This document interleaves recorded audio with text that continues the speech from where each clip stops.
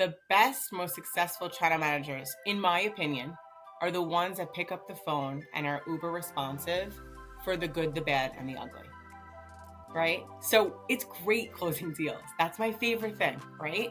We all want to make money, but if there's an outage or there's a problem or there's an unresolved billing issue, you should have the same sense of urgency with your customer and with your partner than you do with a 10 grand order.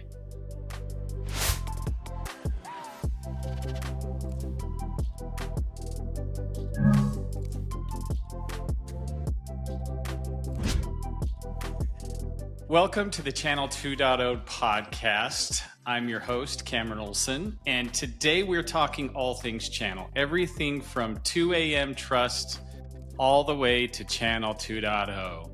Some of my favorite podcast interviews are interviewing people who have found success in one aspect of the channel and have decided to completely uproot and focus on a different aspect of the channel. And today's guest follows that completely. I'm very excited to have Catherine Boyce of Boyce Data. Welcome to the show, Catherine. Thank you so much. Thank you for having me. Feel free to call me SIBO, as most in the industry do. Okay, so SIBO is the nickname. Perfect.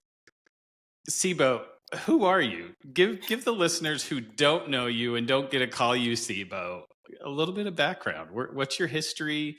What are the things in your life, big inflection points of your life that have gotten you to where you are today? Yeah. I'm super overly passionate and ambitious, and I love helping people, whether that be in life or in business. I love just like kind of giving back, and I'm a people person. So I'm, I think, an extrovert by nature. I'm really outgoing, really bubbly and excited, and just like to meet people and get to know them and form relationships, and then see what drives them. So I think that kind of like got me into sales and then into the channel, because I just love connecting.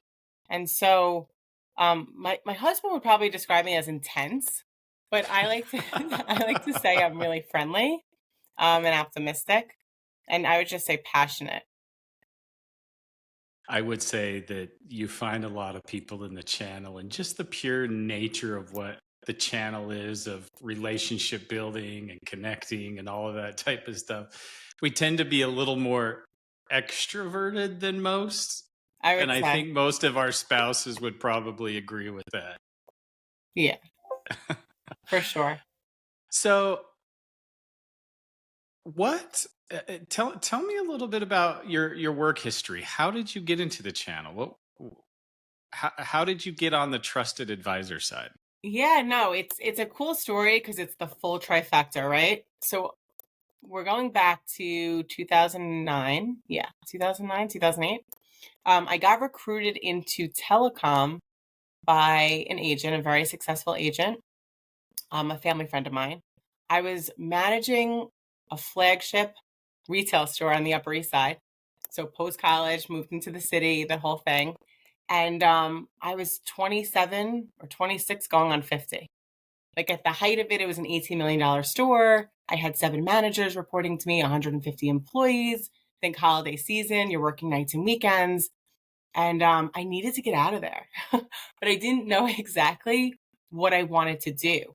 So we had a few conversations, and she's like, this is what I'm doing. I know a few people hiring. You'd be great. Like, you're just a natural salesperson, and you bring really good energy. So just see what it's about. I interviewed for, a few places, and I landed at a mini master in Manhattan, in the city, right there. And I worked there for 5 years, and I just kind of like started up and really like worked my way up the corporate ladder. Sales support, sales, direct sales, channel sales, management, and great culture, great environment, a lot of training, like 8 to 5, like button seat, top knot coffee, everything. Like latest you could walk in the door was like 7:50, 7:55. We had trainings in the boardroom, and I just learned everything. Like a lot of PRIs, a lot of MPLS, some data center, some cloud, and then obviously that's evolved.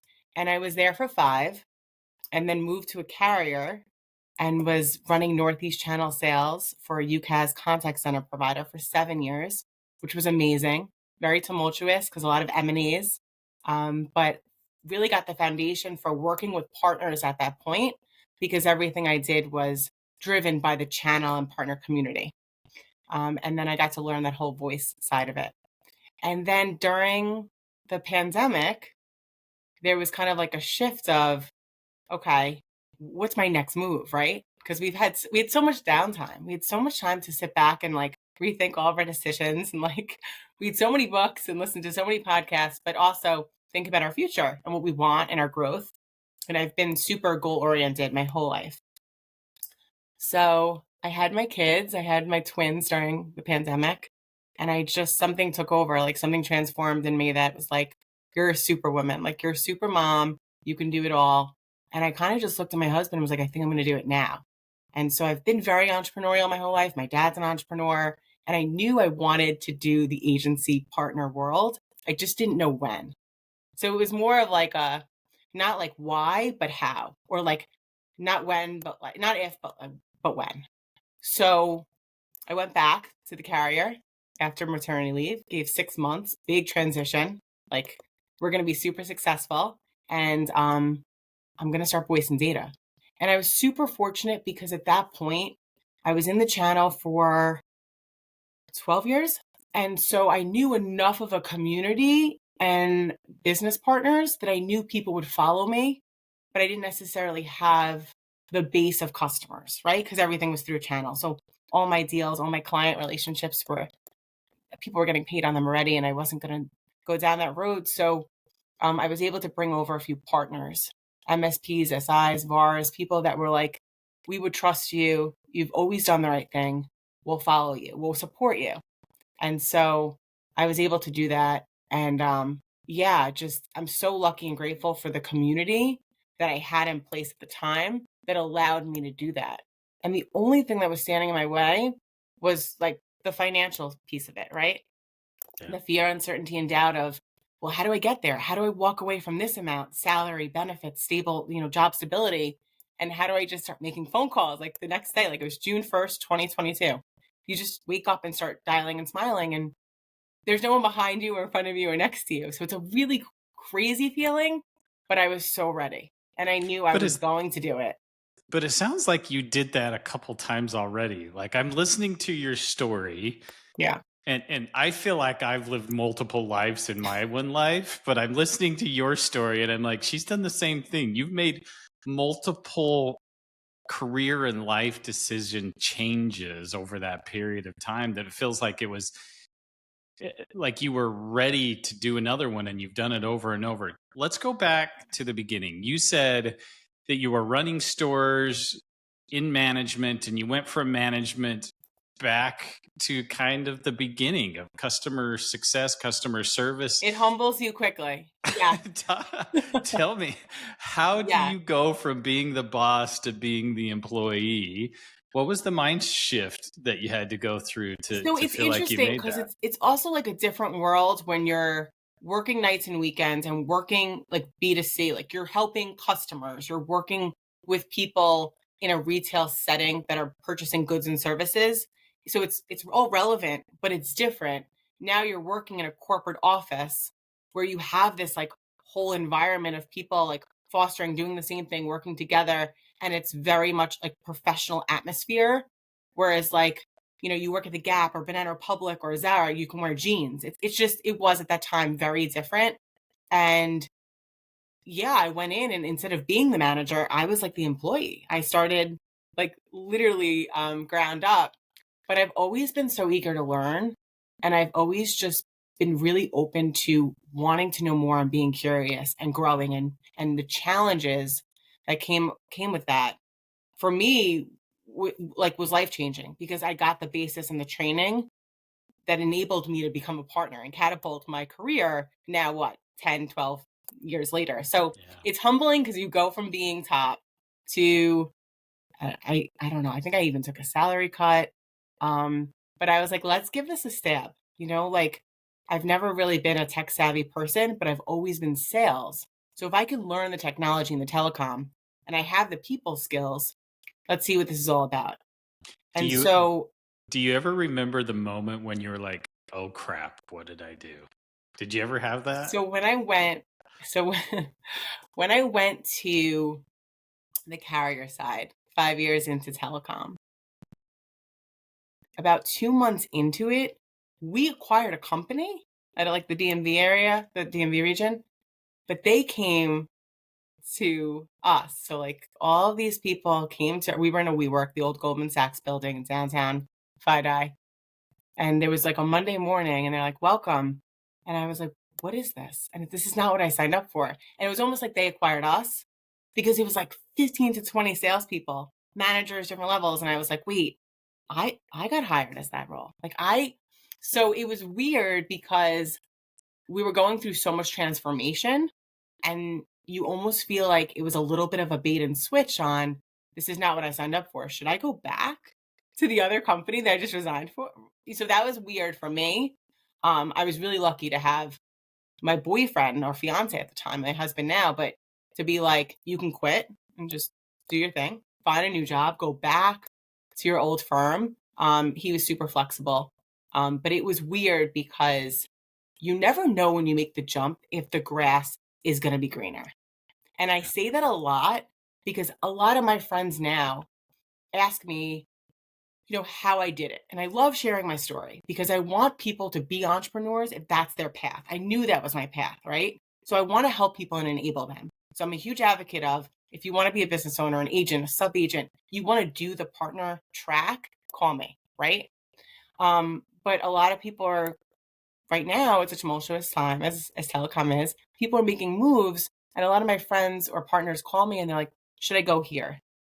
And I'm like, well, does cybersecurity excite you? Or does AI excite you? Like, before you even look at the base and the package and your boss and who you're going to be working with, like, what drives you? What drives you? Yeah, So I 100%. don't know if like this is for everyone, but it was a bumpy road to get here. But I really wouldn't change a thing.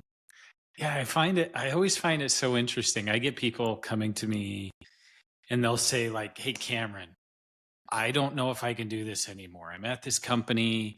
They don't understand the channel. They're not giving me the resources I need. I don't get a lot of MDF funds.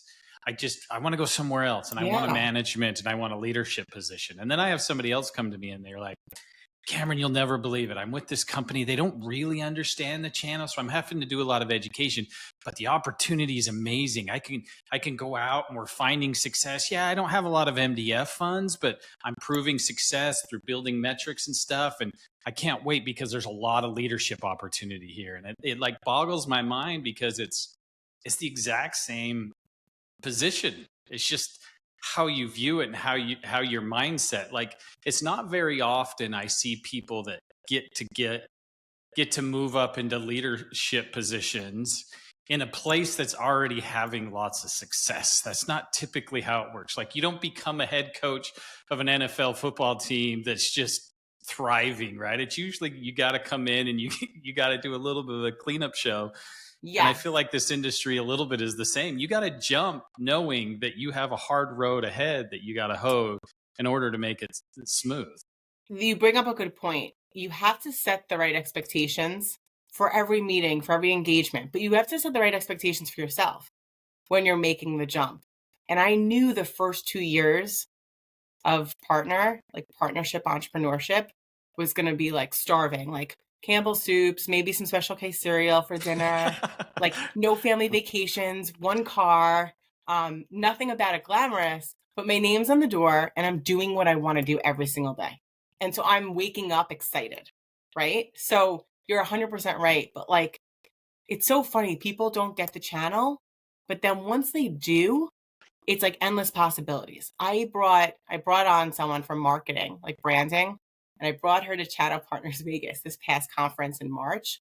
And now our joke is, "Oh, are you in the channel?" Like she walks around asking everyone, "Are you in the channel?" Because she gets it and it's a community that people really want to be a part of. And so there's so much possibility here. What what was it on the supplier side that as you made that transition to the TA side, you were like, oh my gosh, I get it now. What are some of those aha moments you wish you knew when you were back trying to help trusted advisors have success? What do you wish you knew back then that you know now? Yeah. So I think part of it is I've always been running my own business. So it's always been like a franchise for me where I'm like a channel manager, a channel director, running my own business within a corporate entity. So I always viewed my partners as my end users and clients. Even though I was getting paid and even though there was, a company above me, I had the mentality that I was running the business as if it was my own. And so I knew the transition would be hard, but I knew that's what I needed to do. I did so much at the supplier side. I was a sales rep. I was a PM. I was marketing. I ran events. I presented. I was a channel manager. I recruited new channel managers to work in the territory, to work with me, to work for me.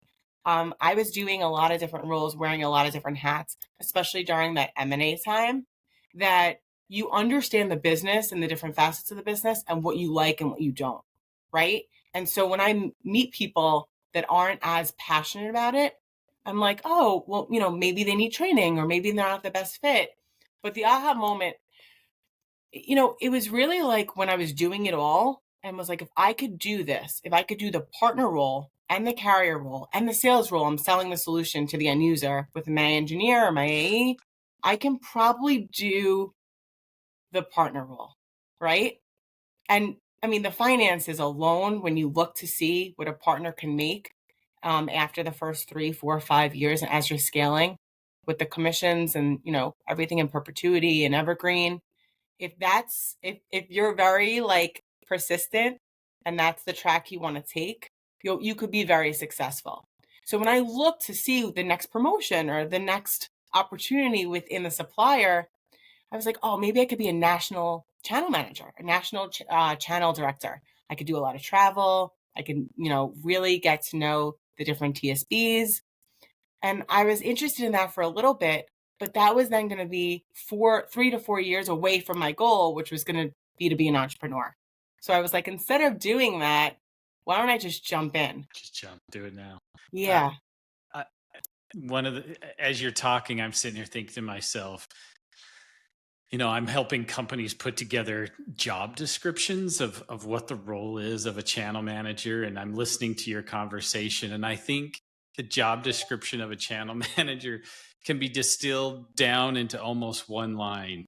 You do whatever it takes to help your partners find success. If that's Yes. marketing, if that's project management, if that's escalations, if that's commissions, it really is like, it's the job where you don't sit back and wait for things to happen. You go create things to be done, right? You can be an order taker and depending on the carrier supplier, be uber successful. That's just never who I was and never who I'll be, right? It does work for some people, so I'm not taking away from that. But I would ask the next CTO call I have or the next CIO, I'm asking them the same question I would ask a partner when I was working at a supplier. It's like, what keeps you up at night, right? Or what takes how do you spend the most of your day? Like what takes up all your time and energy that you would love in a perfect scenario to delegate or to lift a little bit? And if I can fill those gaps and provide true differentiation and support and you see the value, can we have a great partnership? So it's the same value prop when you're talking to a partner as when you're talking to a business owner, C-suite, decision maker. So you obviously are full of ambition, big goals, constantly making changes. That's obviously a great soft skill to have. What other things do you believe successful channel managers have in common? When you think of the ones you work with now and do the most business with, what are common traits they have? The best, most successful channel managers, in my opinion, are the ones that pick up the phone and are uber responsive for the good, the bad, and the ugly, right? So it's great closing deals. That's my favorite thing, right?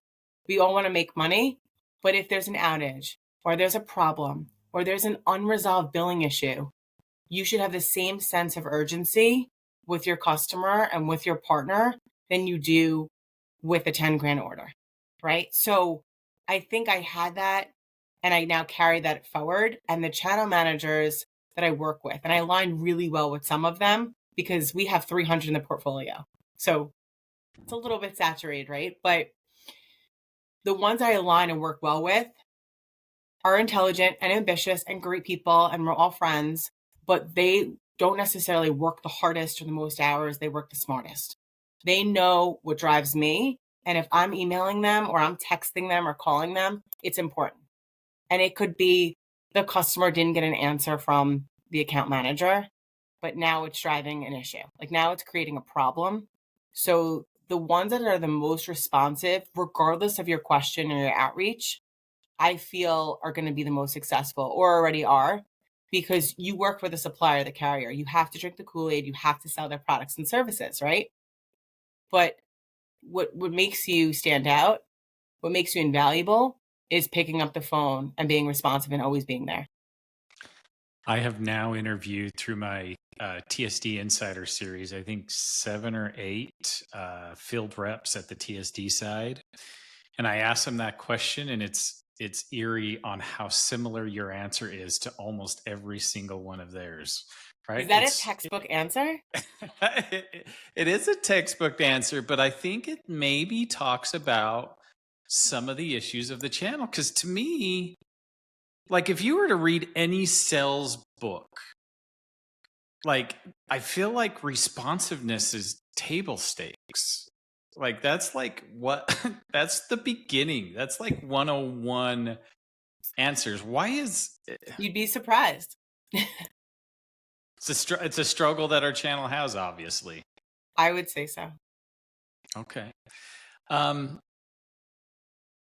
What are the common mistakes besides not answering the phone and being responsive? Are there other common mistakes you see in the channel from channel managers or from suppliers? What mistakes do suppliers make that you say, I'm going to think twice about giving them business? I think there's a common theme, like turn off when people are calling asking for business, right? Because when we have the business, if you're the right solution and the right fit for the client requirements and you're doing the right thing, I will call you. I will give you an at-bat. I will give you a bid. I'll register the deal through you. I'll even pick up the phone and say, hey, I have an opportunity. When do you have time to discuss? I'm a big pre-call person. I hate just throwing things at people and saying, can I pricing by Friday? I'll give you the respect because I loved when partners did that for me. I'll give you the 30 minutes on my calendar and I'll paint the whole picture of the client opportunity, what drives them, what their requirements are. And then if you're a good fit, we'll start the bidding process with the proposals. And probably third or fourth meeting, I'll get you on a call if everything shakes out correctly, right? I think the ones that are relationship building, that ask the right questions, that do the follow-up, I think those are the ones that are most successful. If you're just calling your partners to check in and you don't have anything valuable, like we just rolled out a new AI platform, or we're having an event in the city tomorrow, or would you join us for our tech summit? Have you thought about selling this? We have a new spiff. Like there's just so many talking points right now that you can do an outreach for. If I don't hear from you, that's not a good sign. But if I hear from you and you're just asking me if I have anything. I'm just calling to follow up is probably the dreaded thing you hear, right? When they say that. You're like, why are you wasting my time? Which I don't You're get like, upset. I'm on top of my stuff. You don't need to follow up with me. Like, what do you need me to send you? I can screen share my entire forecast, 30, 60, 90. But no, it's funny because I don't get as irritated by channel managers that are seeing when the deal is going to come in or forecasted, or if they got the verbal. I don't get bothered by that because I know that management sometimes it's a big brother or it's a micromanage, or people have forecast calls after forecast calls, and I respect that. So I'm one of those few partners, and don't do this if you're listening, but don't ask me if it's coming in May or June. But if you do, I get where you're coming from. Because we all want to win together and we put work into it. So if you've worked towards that and we know it's the right solution, It's just a matter of when they sign. I understand that. I do. Other Yeah, partners that I know will just hang up, or they won't pick up because they know why you're calling. You don't have a quota. I think a lot of There's no times quota and there's no boss. yeah, So channel managers forget, hey, partners don't have a quota. They don't have an end of month. They don't have an end of quarter. If it's closed on the 31st versus the 1st, it doesn't matter to you. That just means it's going to get installed one day later and paid one day later. Not, hey, you're going to get in trouble because you're not hitting your quota. And that was another like aha moment when I felt like I put the pressure on myself to be successful and like wanting the chase of the sale and the deal and the close versus somebody above me saying, hey, Sibo, is that deal for like 90K coming in? Listen, I can give you notes on that deal. I could tell you the last time, I spoke to the customer on it. Like, what do you need? And almost a micromanaging or just having a really strong structure myself, being super disciplined on my process and methodology was one of those moments where it was like, I can do this like with or without a manager or a quota. I'm going to find a way and a path to be successful.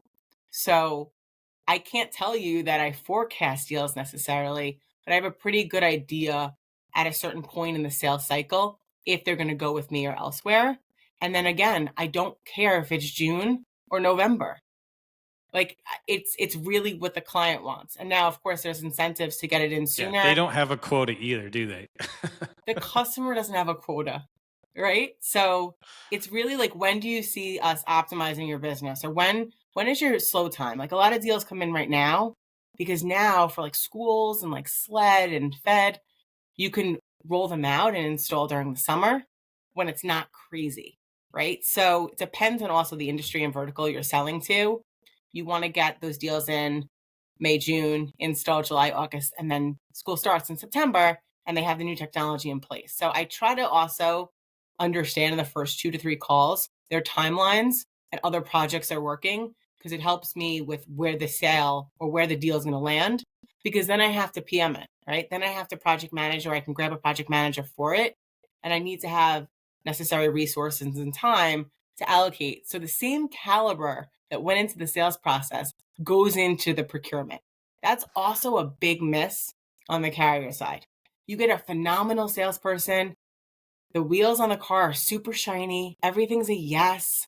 We discounted, we sharpened the pencils, and then we sign, and the PM has no idea anything that just transpired. And we spent 6 months together.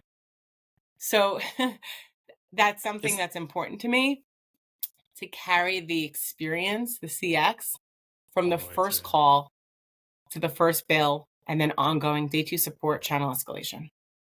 Let's go back to the beginning of relationships with suppliers. First off, do you take calls from suppliers when a channel manager reaches out to you cold, leaves you a message? Do you take that call? I prefer an email scheduled call. Okay. So that means, in short, I do take carrier calls. They're going to send you an email first. They're going to send me an email. What does that email consist of? Like, what is that, like, in order for you to say, yeah, that's somebody I want to talk to, what does that email got to consist of? So again, it goes back to the channel. It's very small. We all know each other. Like, even though me and you haven't seen each other in a few years, we picked right back up, right? Yeah. So it's all about like who you know. So if it's a cold call, like me calling a prospect, it's different. If someone's like, oh yeah, I just ran into Steve at an event last week and he said I should reach out to you. How's everything going with Boyce Data? That's different than, hey, we're running a 10x BIP for VoIP. Have you heard of us? But you get them all, right? It runs the gamut. So it really depends. If it's a new supplier in the portfolio, a lot of the master agencies will have onboardings and trainings. And I do try to join as much of those as possible, so I know what's new, what's evolving, what's changing. There's a reason the carrier got brought into the portfolio. There's a differentiator. There's a value prop, and I want to learn. Even if it's not a good fit for me in my business right now, I'm open to hearing about it. So it really depends on the outreach. If it's just like a random cold call email, I probably am not taking that call. If I know somebody through somebody, or it's a new supplier, I would definitely give them a 30-minute conversation and see where it could fit. And again, if it's UCaaS or contact center, that's like right now, my bread and butter. That's what I sell the most of. there's so many options. So it has to be something different. It's hard to say I'll give you an at bat when I have so many people that are waiting for that opportunity. Do you do are you friends first and then do business second? Or do you do business first and then become friends second? It's always the question I like to know. I Like love that everybody, question. everybody says that the channel is family and we're connected, but how do you get connected? Do you just like go to the bar and start drinking and then you're friends and then you're like, I think we'll do business together? Or do you find the value prop? Do you have a business need? Do you have a client that needs something and you find somebody who does it and they do such a good job? You're like, this is somebody I want to lean into. Everything's like a first date, right? Like you should know in the first 5 or 10 minutes if this person's cool. Because the channel is relationship driven, but it's also about people working with people they like, right? That's like sales 101 too. I like you. Now you have to get me to trust you, right? And then we could start dating and see if there's actually something here. So I know that's an awful analogy, but it's like a bad dating app. I Swipe feel left, swipe right. Do we need a dating app yes. for the channel or How by funny would channel that be? manager left or right? There should be a networking dating app. This just came up at an ACW event in the city 2 weeks ago. And so I'll give some plugs here to my team. It was Pam from Optimum and Stevie and Nightel and then Skylar. Okay, so the four of us are in a group and we're thinking about like what is a channel missing? And there was and our idea was a networking, social networking app for when you travel. So like I'm going to Dallas next week. So like what if I'm sitting in the Delta Sky Club at Dallas Fort Worth and there's you, like you're there too, or Skylar's there, or someone else is there. We would never Like a know if we didn't bump proximity into each other. sensor, a proximity sensor. Hey, this person from the Yes. channel is And in like the link Delta it to Skylab. LinkedIn. And now we're having a tech channel meetup. Boom. But That'd yes, be to get great. back to your question, I don't know. I think I after knowing what I know, there are certain people I just align and vibe really well with. Over the years, you grow these relationships and it ends up being family. It's a culture thing, right? And it's friends and it's family and it's people you trust. But with new relationships, you kind of have to feel it out. I want to give everyone the opportunity if it's a good fit, but time will tell with the relationship and trusting and also how people react. Like it goes back to the other question of do you pick up the phone if there's an outage? Are you proactive telling me that there's an outage? And then if I ask for a reason for outage report, you're sending it to me and we're doing follow-ups? Or are you just looking to hit your quota and make a deal? Like I'm very relationship based. So it's hard to say chicken or egg, right? Yeah. But I think the dating scenario does help because it takes time to build the relationship. Well, those of us who haven't dated in a really long time, we may need to freshen up on some of those skills. But speaking of family, right? We all say channel's family. I agree. There's lots of people in this industry that I feel really close to. Some of my best friends are in the channel. But we also have our own family, like our real family, biological family. And you, glutton for punishment, maybe, I don't know, decided to start your trusted advisor, your own business Thriving in chaos. right after not only having one baby but twins. And I know how hard twins are, right? I have a sister-in-law with twins, my sisters are twins, my mom's a twin. I realize how hard that is to raise two kids at the same time. How did you do both? It's a wild ride. I think I thrive in chaos.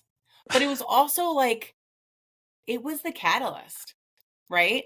You're sitting home with newborns and you're like, well, okay, I got to get out of here. No, this is amazing. But but like, what am I doing? Right? Like, so for being and I know we just celebrated Mother's Day, being a mother is definitely by far the greatest gift and my biggest blessing and success. And it was a road to get there. But I wouldn't change a thing. My kids are my entire world. And it's amazing to be a twin mom. It is crazy to be a twin mom. It is such a beautiful thing. I have a girl and I have a boy. They're 3.5. And a lot of the days, that's my why. So I took some time off maternity. Then I started my business. And I'm just really lucky. I didn't want to wait any longer. I didn't also want them to feel me working 12 to 15-hour days when they were young. And then when they got older, like, because now they're 3.5, I don't want to miss a chorus concert, a soccer game. I don't want to miss a beat. And so if I'm building the foundation when they're like very young and they don't know, then when they're older, I think they'll look back and be like, wow, mom, that's so cool that you started this after we were born and like you're able to do it all. And there's some days I can't do anything. So the work-life balance is real, right? You really have to be disciplined and you have to schedule everything. If it's not on the calendar, it's not happening kind of person, even with like social, like real life on the weekends, right? Girls' nights and stuff, date nights. But yeah, I just, it hit me once I gave birth. I was like, if I don't do it now, I'm never going to do it. And so I was able to save money because again, like the finance piece was a little bit like daunting, save money over COVID when we were all home so that I had the financial stability like in the bank liquid to know that the first 2 years it could be really tough on you, even if you're the most successful person. So yeah, here, let me show you a quick picture. Oh, yeah. So that's cute. Charlie and that's Penny. And they're 3.5 now. Yeah, and they're in school full time. We had a nanny for the first 2 years, so it was like 5 of us in a house all day long. Like they were downstairs with the nanny, we were up here in the offices working. You can imagine. Look, I find work-life balance an interesting topic because I don't know how you balance. You're like on one side and then the other, one side and the other, and the shifts happen so fast, and sometimes they happen at the same time. Like I can't tell you how many times I've taken my family to a Teleris summit or to some sort of event, and they came with me, and the day I'm gone doing the event, and then the next day we're spending time as the family at that event. I'm like meshing them together as best as I could. And look, I know I made a lot of failures. It's not an easy task to do. So I like more of the work-life harmony, trying to figure out how to balance it so both sides are happy. And it's not an easy thing. I know it's not. What were there days like I'm in my second startup, and luckily my youngest is 16, super independent, barely needs my time. This one is so much different than the last one. I don't feel the guilt of not being there for my kids because they don't want me there anyways. I have more hours in my day because it's not constantly soccer practice or this practice or that practice or drive them here or drive them there. Help me, like, what is the words of advice for somebody who is trying to start a trusted advisor, start up their own business, trying to manage their family? Is there a secret sauce to it? How did you do it? Yeah, so it definitely helps. So my husband's in the industry. We've been together for 13 years and we met when we both first started 15 years ago. So he knows the dynamic. He knows that some days are just back to back and there's a lot of travel and you need to be in person and there's just a lot that goes into it. So he's been kind of the rock and the constant. You know, I try to get ahead of it. I'm not the best at time management. If we're going to talk opportunities, weaknesses, that's not me. But I have to, you have to. So when you have kids, again, it humbles you and you have to have some kind of structure and routine. Don't think you're just like waking up and the clothes have to be out the night before. The lunches are packed. Again, not who I am, but now I am. Right. So like it kind of, the babies come and you change and you evolve and it's a beautiful thing. But I've had to take a step back from the time management perspective. And right now I'm reading 5 a.m. Club, the classic. It teaches you that you have to see what's not working and fix that and then play on your strengths, right? So I needed a routine. I needed some structure. And it takes a village also. So we split our time. We don't travel together. One day we will be going to a Teleris summit or Bridgepoint Tech Summit together. We're working on that overnight babysitter, if you know anyone. But right now, we plan in advance for everything. So like, I know when he's away, I cannot travel. maybe I can go into New York City and do like a daytime event, right? But we have to divide and conquer. And it does get easier. The potty training, insanity, but we're through that. And you have to just be a really disciplined person. And I feel like them going into school, now they're having their own lives, their own personalities and play dates and holidays, and they're growing. So they almost get it more than when they didn't really understand. When they come home, one of us is taking them off the bus. The other person's working till 6. That person that took them off the bus probably prepped dinner, right? And then we swap. And the person that did dinner does bath. And like literally that's Monday through Friday, you know? Very rarely are we out to dinner on a weekday. If we go out, like we just went to this like Greek festival this past weekend, on a Saturday night, we'll try to get out of the house and do social things during the day or see friends at night, and do play dates over the weekends so that we're fulfilled with the kids. And then if we have plans, social plans at night, it's usually someone's away or someone's at a work event. So it's hard. It's hard, but it's so fun. You know, again, some days are better than others. I also believe in meditation and working out, right? So that relieves the stress. I don't know what you do, but I just got into hot yoga. I hate it because it's hot. And now you're torturing yourself because you're working out in the heat. So I don't know why it's even a thing. Hey, to reduce my stress, I'm going to go do something I hate. That's Seems just glutton for punishment, right? Yeah. But my body's been reacting because it's mind body. So all that noise of the kids, the business, everything that we have going on in our lives, the yoga kind of like brings me down. So it's been working. Yeah, look, here's what I'll throw up. As long as I'm not going to the event to pay for my flight to get up there, and I'll watch your kids overnight. I'm in. Because I'll tell you one of the things when they're cute.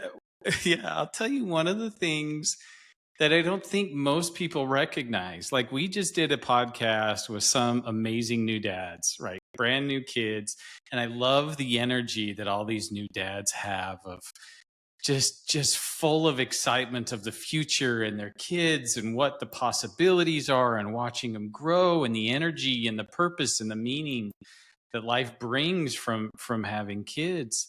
And I think the next podcast I want to do is about people in my situation that are moving into the empty nester phase. The next phase. Yeah, it's like, yes, my kids don't need me.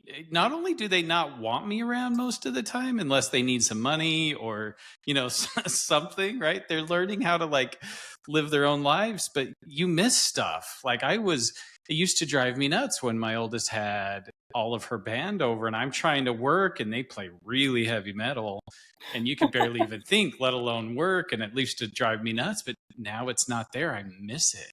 Like I'd give anything to have that back. So yeah, I'll throw my hat in the ring. When you need an overnight babysitter, pay for my flight. I'm up there anytime. Let's do it. Yeah. You're due for a New York visit, right? Yeah. You're overdue. And the Knicks are looking good. So I don't know if you're into ball, but jeez. We went to game 3, the worst game of the series, but we were there. Yeah. I'll root for him just for you. Yes. Let's pivot to more around how the startup of a trusted advisor happens. I don't think channel managers understand the amount of effort and work that it takes to find an opportunity, right? They don't understand, and what I see a lot of time is when something goes south, the supplier is so quick to be like, it didn't go right, or we screwed up. But for you, that relationship that you've garnished and have built, you're not only losing out on future opportunity, but like you spent a lot of time building that relationship. Talk to us about your go-to-market strategies, how you find opportunities, and really the dynamic of how you do your business to find success with channel managers. Yeah. So the secret sauce. Okay, here we go. So I think when you first start out, you either need clients, like a book of business, clients that are going to follow you, right? Under your own entity, under your own company and that transition, whatever that looks like for you, or maybe one or two big whales that can float you while you're prospecting and building, or you need an ecosystem and a book of partners that are going to follow you and help you with leads. Because as a single entity or solopreneur, right, there's only so much time in the day, right? And as we know, the nature of the channel is you engage, you work the sales process. Now, the sales process could be a few weeks to a few months. So like right now, there's like 2 or 3 deals I'm working on 18, 19 months in, right? Those would be lovely 2025 closes, but they can go into 2026. Again, it's hard to forecast. And then it takes a few months to get paid because you have to install, bill, get paid commissions, and you're not getting a salary, at least not at the beginning. So that's what you're living off of to pay your expenses, your mortgage, and your day-to-day. So for me, the latter worked. I had some partners that are in the industry that I've known forever. And just using MSP as an example, a lot of managed service providers want to manage the client, want to do the endpoints, want to do the help desk, want to set up the Microsoft environment 365 and the teams. They're not looking to sell them the phone system or the primary and backup ISPs connectivity, or they're not touching data center. They may touch cybersecurity. So I aligned with maybe 2 to 3 dozen of those smaller partners that have known me since, going back to BCM days. And I said, hey, if I do this, will you come with me? If we find a way to split the commissions and I do the majority of the work, I'm your telecom sales arm. Will you follow me? And like a party, you invite 100 people, 50 say yes, and about 30 to 40 show. So here I am. And I have close to 2 dozen partners that have been so loyal since I started in telecom that are now with me on this amazing, incredible journey. And I'm the face of technology and telecom. I know my swim lanes and I know the process and I CC them on everything. They can join every call. They could be a ghost partner. And so that book of partners, right? That foundation has given me in the beginning about 60% of my opportunities. And now as we're growing, more stuff is organic through networking, word of mouth, client referrals is huge. And just getting out there. I do a lot of cold calling. I do prospect. I'm not above it at all by any means. I use Zoom Info, LinkedIn Navigator. I have lists from partners, from carriers, and I just get on the phone and pitch people and provide value. I'm not trying to sell a service. I'm trying to help, right? I'm trying to enable. I'm trying to solve a problem.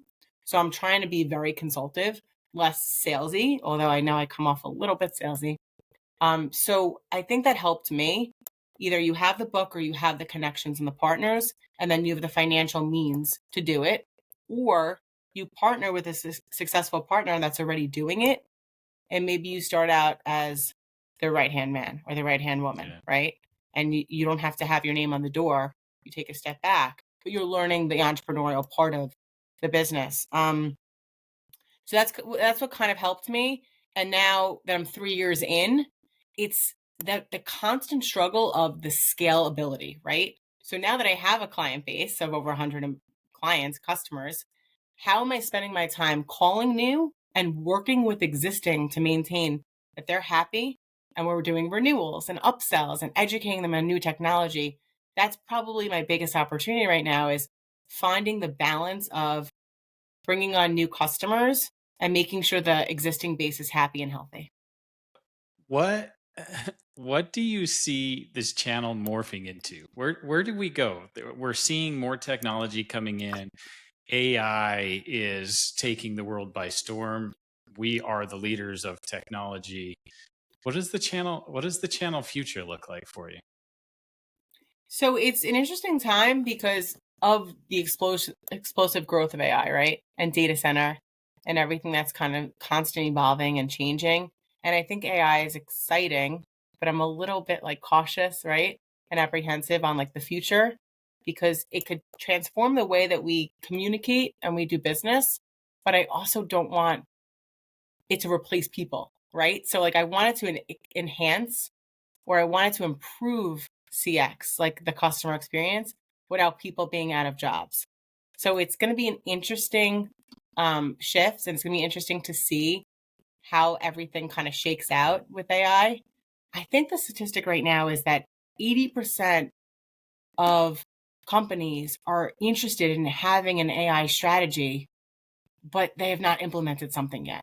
So it is a hot time to strike, but I'm still learning myself, full transparency, because there's a lot of different tiers and forms of AI, and then how to have a go-to market strategy that's successful, that's helping your customers, right? And what they're looking to achieve. I think there's also going to be some consolidation coming. There's been some rumors. So I think we're going to see some consolidation very soon. Yeah, not As like always, we haven't seen consolidation already, right? big, small, right? Yeah. And then you see private equity, right? For the last Yeah. 5 to 7 years, you see a big private equity PE interest in telecommunications and in the channel. And they're still learning what the channel is, but we're helping them. Yeah, so you're seeing a lot of that money coming in and that interest in telco, which opens doors. It's a good opportunity for a lot of people, especially if you're more seasoned and you're looking for an exit strategy. The private equity route may be the way to go. Yeah, thank you. Really appreciate your time and all of your insights and helping us improve the channel and make it better so we don't get replaced by that AI, but we benefit from the all the great things AI and everything else is bringing. If you could have one parting wish, right? There's the channel is your magic genie. You need or looking for something. If you could make a wish for something to happen, what would it be? That's a good one. I think you should go first on this one. What is Cam's wish? I think for me, my wish is I think one of the biggest struggles we have as an industry is our lack of data. Right, our channel is fairly immature. A lot of the suppliers out there don't even have a CRM, let alone really track the successes we're having through an indirect model. What I'd love to see is us be more mature in our data so we can dive into the data. I'm obviously a very analytical minded person, but I'd love to dive into the data to see where things are broken so we can spend more time fixing those things versus running our channel and trying to find success off of gut feels. That would be my hope. I love that. And it completely lends itself to how do we get more proactive and less reactive, right? In all aspects. For me, and this is a partner-centric answer, but if we can automate commissions, life would be beautiful. That would be an incredible thing if we could automate commissions across the board. And I don't have to sit here monthly with spreadsheets going through the breakdowns. I think we'll get there. Awesome. I 100% think we do. And again, some TSBs are better than others at it, but it's a pain point and no one talks about it. Look, maybe they need a trusted advisor to go in and sell to them and fix their problems using technology. Just saying. I know a few. Catherine, thank you very much for your time. Truly appreciate your insights. Thanks, Cam.